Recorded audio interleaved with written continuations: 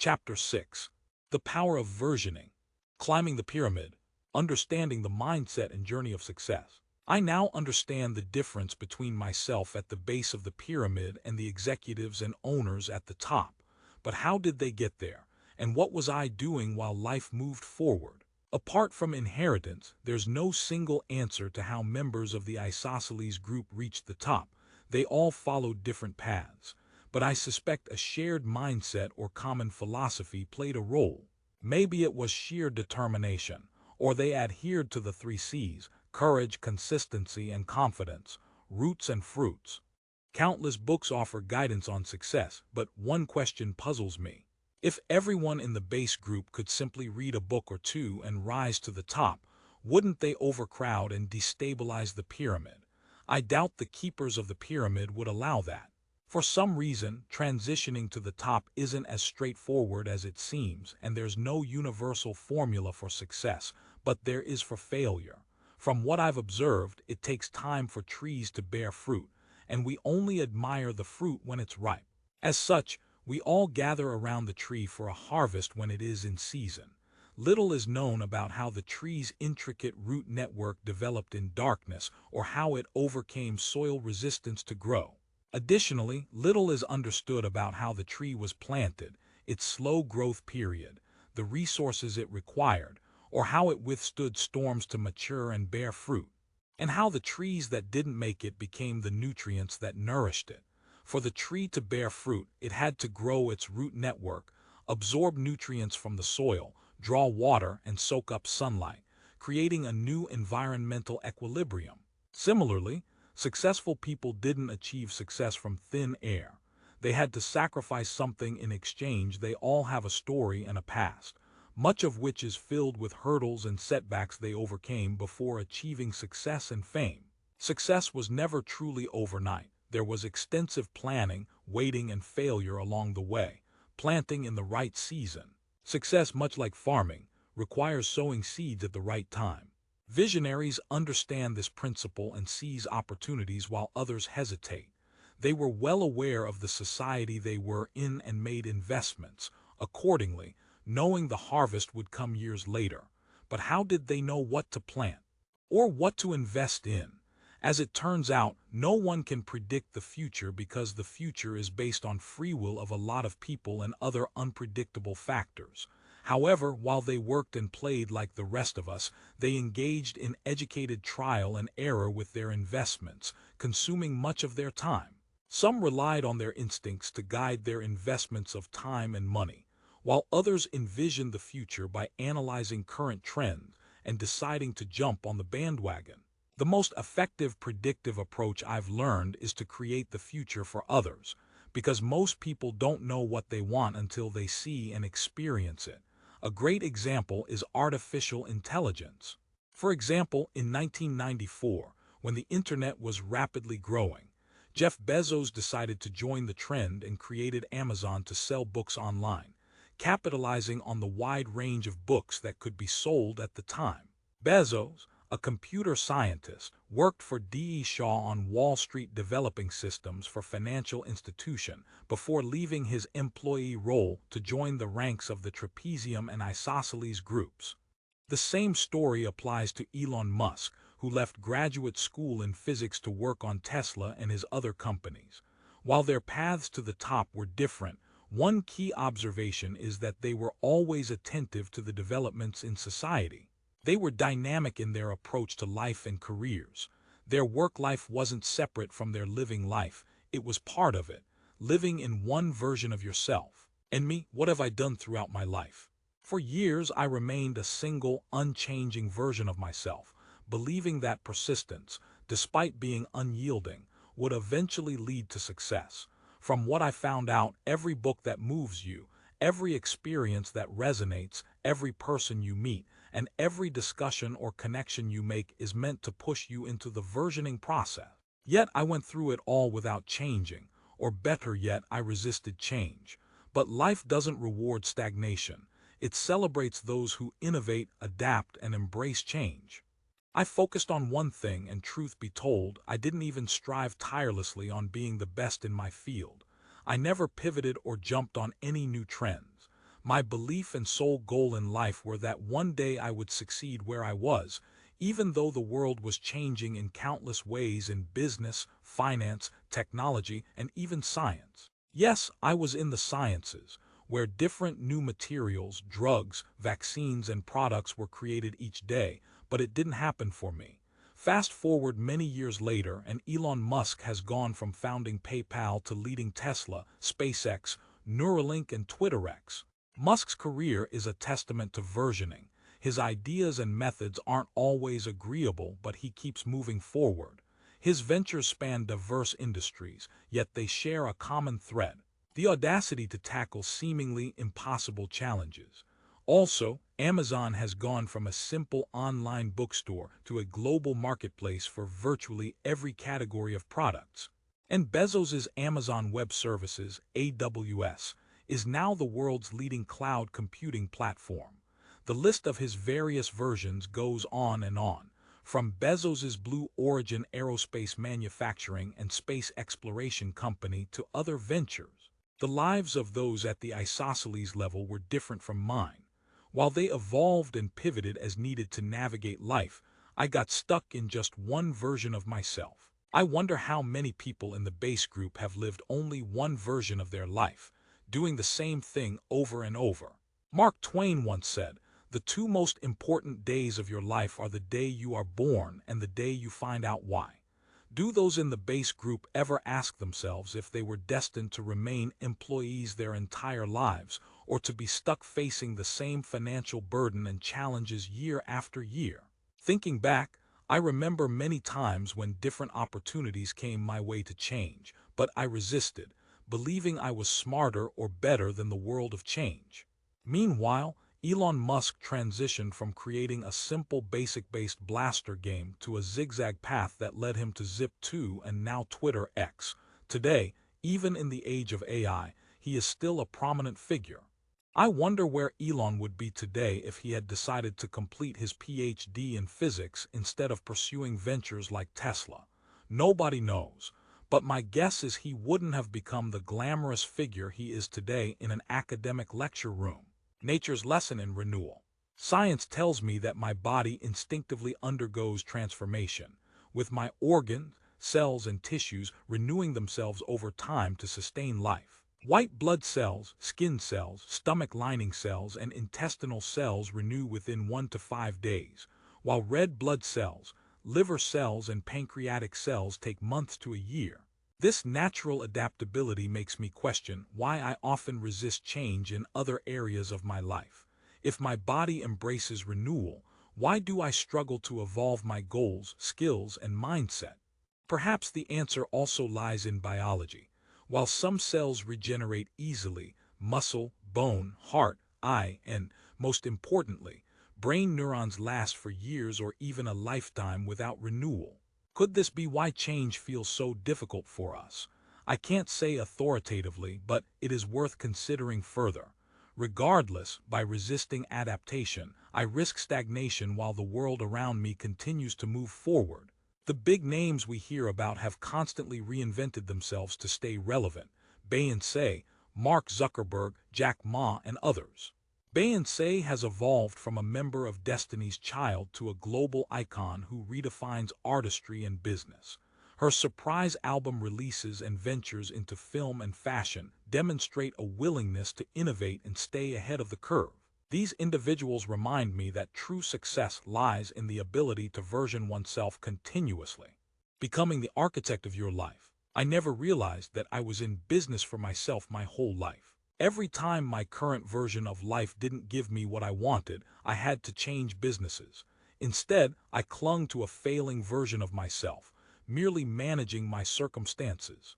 I'd move to a different apartment when my rent increased by 17%. I would plan for a Black Friday deal to afford a TV I couldn't buy at regular price, or visit a junkyard for car parts because Advance Auto Parts was too expensive.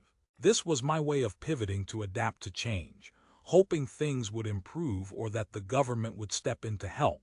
But inflation turned a deaf ear to my tactics of change and success. I have to admit that my routine for adapting to hardship hasn't exactly taken me anywhere. In fact, I've come to believe that life throws us curveballs purposely to nudge us out of our comfort zones. After all, we weren't meant to stay in one place forever. That's why we start as babies and grow into adults, why we move from one grade to the next in school. The questions is why we stop the change as adult. When I reflect on my life, I notice how unexpected events throw me off balance, pushing me for change. For example, one morning I woke up to find that someone had stolen the catalytic converter from my Prius overnight. This was another push from life. You won't believe it, but I struggled to keep my Prius moving by seeking repairs from one mechanic shop to another and visiting numerous junkyards for parts. I was able to get it back on the road until the check engine light came on. Life's demands for change is unstoppable. And then there are the usual mishaps life throws at you: car crashes, break-ins, breakups, illnesses, injuries, and more. It's almost as if life is saying, break out of your routine. Wealthy or not, life still wants you to change. Life without change. Charles Dickens observed that life ceases to change after death. If we cease evolving, aren't we, in some sense, already dead? For years, I rationalized my inertia, content to manage my current circumstances. My beat-up Prius wasn't broken, so why replace it? My job paid the bills, so why strive for more? These justifications kept me in a cycle of mediocrity while the world moved forward. Though the seasons of life are cyclical, winter, spring, summer, and fall, they still want us to embrace change. As seasons change, I find myself swapping out clothes, changing tires, adjusting my food and drinks, refreshing home decor, and shifting my lifestyle activities. Life truly thrives on change, even infinitesimal change, as we age. And maybe we are not meant to repeat the same patterns or be plagued by the same types of problems year after year. I guess change is the reason why we grow old, because even life itself can't stay put. We must continuously reinvent ourselves. Sometimes, life's big events, wildfires, volcanoes, tornadoes, tsunamis, earthquakes, are meant to push us out of our comfort zones. These moments offer us the chance to shed our old selves and forge a new path.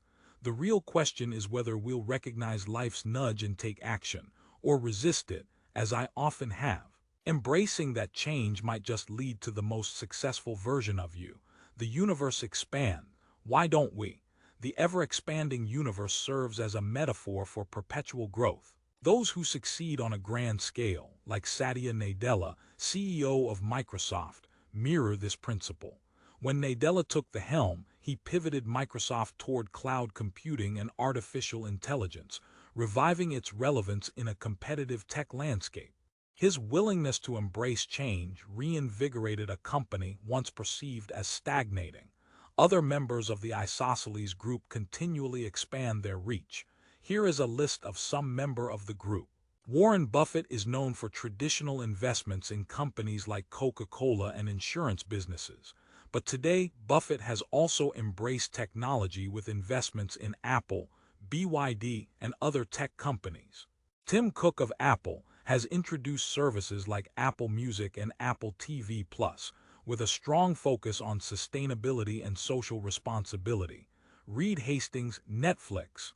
Hastings, co-founded Netflix, pivoted the company towards streaming and original content. Netflix continues to innovate, recently expanding into video games and interactive content, demonstrating how leadership and adaptability can transform an industry. Mark Zuckerberg, Facebook/Meta. Mark led Facebook's transition into the metaverse, rebranding it to Meta and focusing on AI, cloud computing, and virtual and augmented reality technologies. Mary Barra, General Motors, steering GM toward electric and autonomous vehicles, emphasizing innovation and sustainability in the automotive industry. Howard Schultz. In 1981, Schultz visited Milan and was captivated by the coffee culture there. He saw an opportunity to create not just a coffee brand but an experience, a third place between home and work. Howard Schultz didn't invent coffee but turned Starbucks into a cultural phenomenon by expanding it into a unique customer experience. Sarah Blakely, the founder of Spanx, journeyed from selling fax machines door to door to building a billion-dollar shapewear empire. She reimagined shapewear, solving a discomfort problem for countless women and building a billion-dollar brand. Corinne Lynch, CEO of CVS Health, expanded the company's role in healthcare delivery, pivoting from a traditional pharmacy model to offering a comprehensive range of health services. Lynch's decisions not only impacted her organization's bottom line but also shaped access to healthcare for millions. Ellen DeGeneres demonstrates a personal reinvention and expansion. Originally a stand-up comedian, Ellen transitioned to hosting her own talk show, The Ellen DeGeneres Show. Over the years, she recognized her wit, compassion, and ability to connect with people from all walks of life. Colonel Harlan Sanders, the founder of Kentucky Fried Chicken, KFC, Colonel Sanders didn't find success until he was 65. Before that, he ran a small service station and restaurant. However, after his business was destroyed in a fire, disaster forced him to expand. He began traveling across the country, selling his secret fried chicken recipe to restaurants, ultimately turning it into a nationwide success. Brian Chesky, co-founder and CEO of Airbnb, reinvented the hospitality industry. What started as a simple idea of renting air mattresses to conference-goers evolved into a thriving online marketplace for lodging. Like the universe, members of the isosceles group constantly seek expansion. Their focus lies in creating and establishing new ventures. They develop a good idea, ensure its success by appointing a capable CEO, and then shift their attention to the next emerging trend or venture, evaluating whether it's worth their time and resources. Not every idea succeeds, but you must at least test them before discarding them.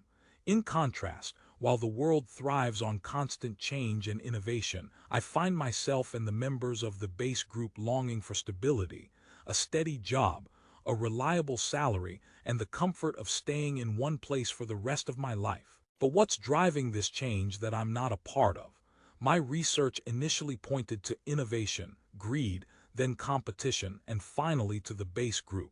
How could I drive change when I haven't updated or versioned myself in years? Sure, I want new shirts, pants, cars, phones, sheets, even toothpaste. Consumers, like children with toys, quickly grow bored of repetitive products. The truth is, I don't want to keep buying the same things repeatedly.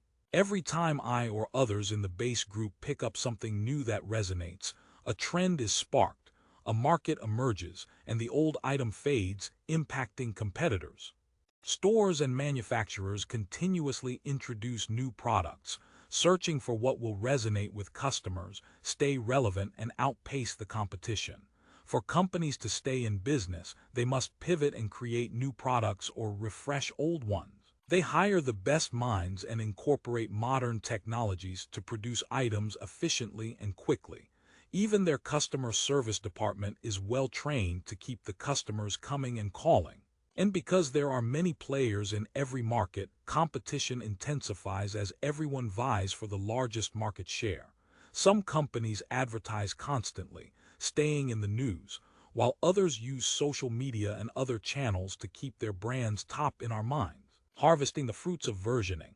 Studying how the isosceles group stays relevant while the world evolves has forced me to rethink my perspective.